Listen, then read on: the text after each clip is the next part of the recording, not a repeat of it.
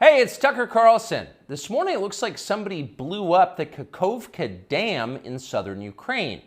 The rushing wall of water wiped out entire villages, destroyed a critical hydropower plant, and as of tonight puts the largest nuclear reactor in Europe in danger of melting down. So if this was intentional, it was not a military tactic, it was an act of terrorism. The question is, who did it? Well, let's see. The Kakhovka Dam was effectively Russian. It was built by the Russian government.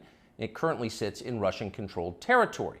The dam's reservoir supplies water to Crimea, which has been, for the last 240 years, home of the Russian Black Sea Fleet. Blowing up the dam may be bad for Ukraine, but it hurts Russia more. And for precisely that reason, the Ukrainian government has considered destroying it. In December, the Washington Post quoted a Ukrainian general saying his men had fired American-made rockets at the dam's floodgate as a test strike. So really, once the facts start coming in, it becomes much less of a mystery what might have happened to the dam. Any fair person would conclude that the Ukrainians probably blew it up, just as you would assume they blew up Nord Stream, the Russian natural gas pipeline, last fall. And in fact, the Ukrainians did do that, as we now know. It's not like Vladimir Putin is anxious to wage war on himself. Oh, but that's where you're wrong, Mr. and Mrs. Cable News consumer. Vladimir Putin is exactly that sort of man, the sort of man who'd shoot himself to death in order to annoy you. We know this from the American media, which wasted no time this morning in accusing the Russians of sabotaging their own infrastructure. Bill Kristol, the man who once told us that Saddam Hussein was responsible for 9/11, immediately denounced Putin as a war criminal and even more savagely compared him to Donald Trump. The rest of the pundit class made similar, clearly coordinated noises. Putin did it! Putin did it! And their reasoning was simple.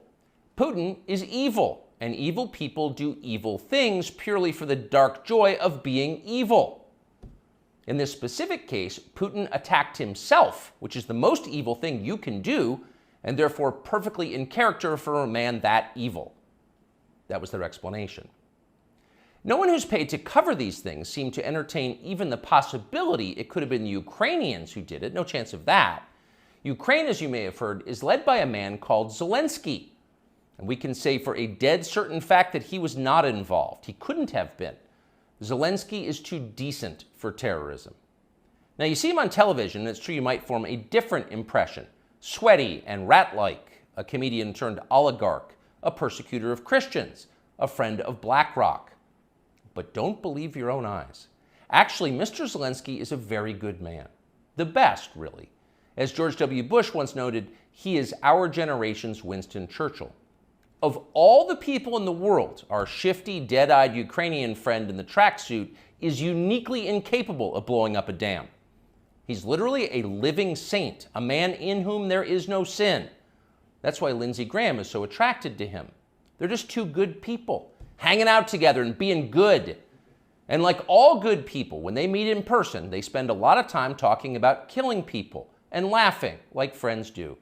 Here's the pair last week. Free or die. Free or die. Now you are free. Yes. And we will be. And the Russians are dying.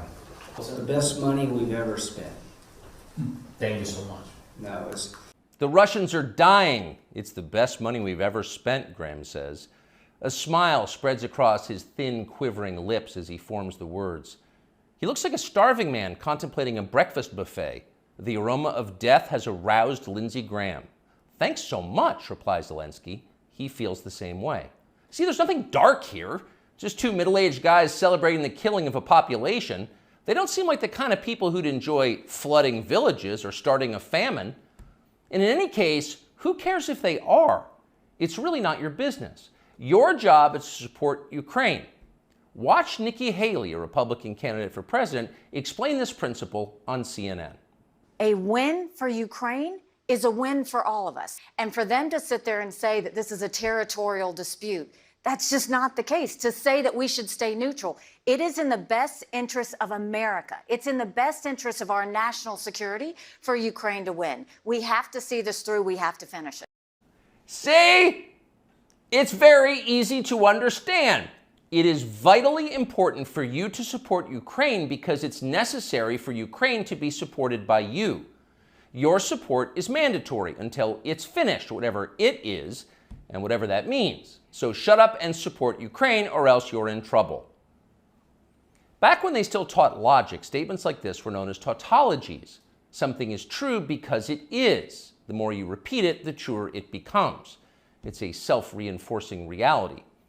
There was a time when tautologies were considered illegitimate arguments, not to mention hilariously stupid. Only dumb people talk like that. Now everybody in power talks like that. Diversity is our strength. Trans women are women. Zelensky is Churchill. It's all self-evidently true. Doesn't need an explanation, and don't ask questions. Sound familiar? Of course it does. That's the pap they're serving us day after day in steaming, lumpy portions. By this point, it's possible that American citizens are the least informed people in the world. Your average yak herder in Tajikistan knows who blew up the Nord Stream pipeline. It's obvious. Does he think some skinny dude in a dress is actually a girl? Come on. That idea would never occur to him. You've got to be lied to at full volume over a period of years in order to reach conclusions like that. And of course, we have been. The media lie. They do. But mostly they just ignore the stories that matter. What's happened to the hundreds of billions of US dollars we've sent to Ukraine? No clue. Who organized those BLM riots 3 years ago? No one's gotten to the bottom of that. What exactly happened on 9/11? Well, it's still classified. How did Jeffrey Epstein make all that money? How did he die? How about JFK? And so endlessly on. Not only are the media not interested in any of this, they are actively hostile to anybody who is. In journalism, curiosity is the gravest crime. Yesterday, for example, a former Air Force officer who worked for years in military intelligence came forward as a whistleblower to reveal that the US government has physical evidence of crashed non-human-made aircraft, as well as the bodies of the pilots who flew those aircraft. The Pentagon has spent decades studying these otherworldly remains in order to build more technologically advanced weapons systems. Okay, that's what the former intel officer revealed, and it was clear he was telling the truth. In other words, UFOs are actually real, and apparently so is extraterrestrial life. Now we know. In a normal country, this news would qualify as a bombshell, the story of the millennium. But in our country, it doesn't. The whistleblower's account ran on a technology website called The Debrief, which you've probably never heard of. The Washington Post had that story, but decided not to run it. The New York Times, meanwhile, just pretended it never happened. On the front page of the New York Times website this morning, there were 5 stories about Ukraine, as well as 4 stories apiece about Donald Trump, trans people, and climate change, the usual lineup. There was nothing at all about how an alien species is flying hypersonic aircraft over our cities. Not one word. So if you're wondering why our country seems so dysfunctional, this is a big part of the reason. Nobody knows what's happening.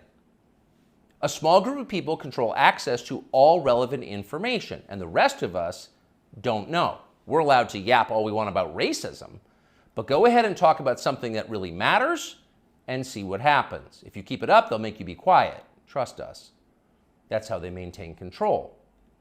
When Western tourists first started traveling in large numbers to the Soviet Union in the early 1970s, they found that many Russians had a completely warped understanding of the United States. They thought that Americans lived in grinding poverty, in a state of perpetual race war, and were desperate to flee to the freedom and prosperity of the Eastern Bloc. They thought this because that's what they had been told. They had no way to know otherwise. The few Russians who understood what was really going on in the rest of the world had learned about it from listening to shortwave radio broadcasts, sometimes under the covers so the neighbors wouldn't hear. 50 years later, it is bewildering to consider the ironies here. We're the ones who live in ignorance now. The US government has managed to classify more than 1 billion so-called public documents. So at this point, we can't possibly know what our leaders are doing. We're not allowed to know. By definition, that is not a democracy. Yet it's fine with the media. Secrecy is a powerful tool of control. Stop asking how we got so rich. Here's another story about racism. Go eat each other. That's the program. That's how most of us now live here in the United States. Manipulated by lies, silenced by taboos. It is unhealthy and it's dehumanizing, and we're tired of it. As of today, we've come to Twitter, which we hope will be the shortwave radio under the blankets. We're told there are no gatekeepers here. If that turns out to be false, we'll leave. But in the meantime, we are grateful to be here. We'll be back with much more very soon. Some people say the news is for lies.